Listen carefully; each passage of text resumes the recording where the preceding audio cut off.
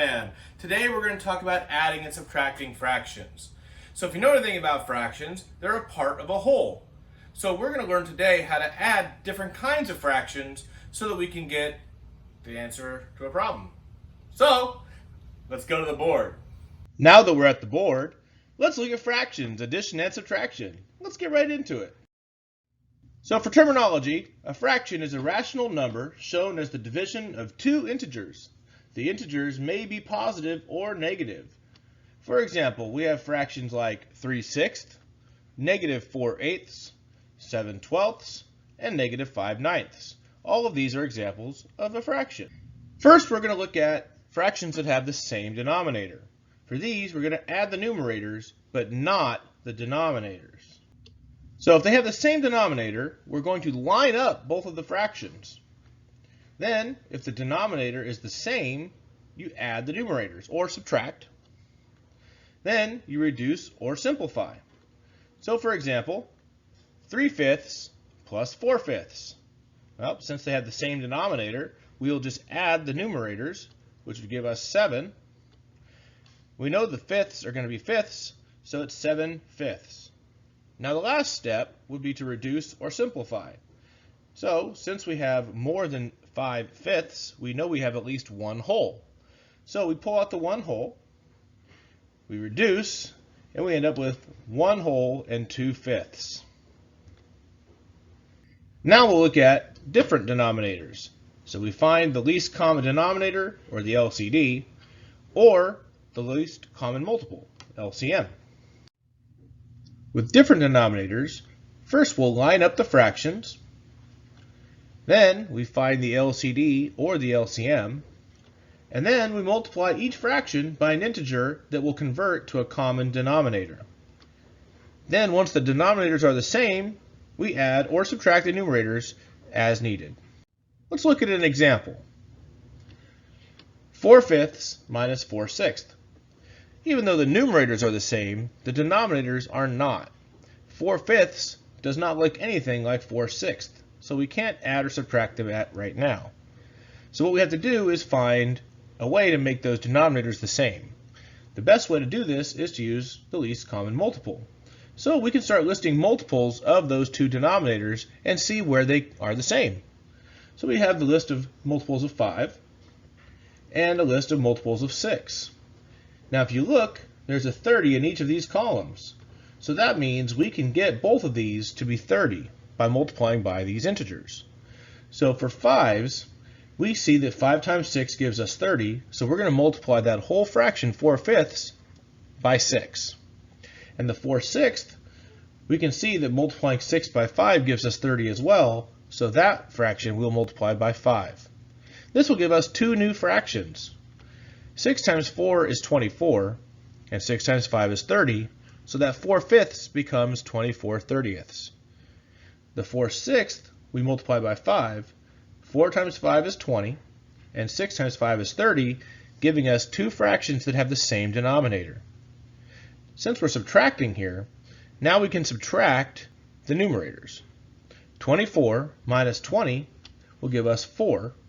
The denominator stays the same, and we have 4/30. Of course, we can reduce this. So if we divide by 2, top and bottom, we will get our final answer of 2/15. Now it's question time! We're going to look at some fraction problems, and we're going to solve. Let's start with this one.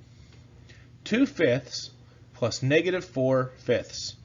Since the denominators are the same, we can just add straight across the fraction.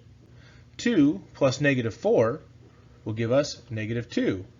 And since they're the same denominator, we can add right across, and the denominator stays the same, so we have -2/5. Next, we have -4/6 plus 3/6.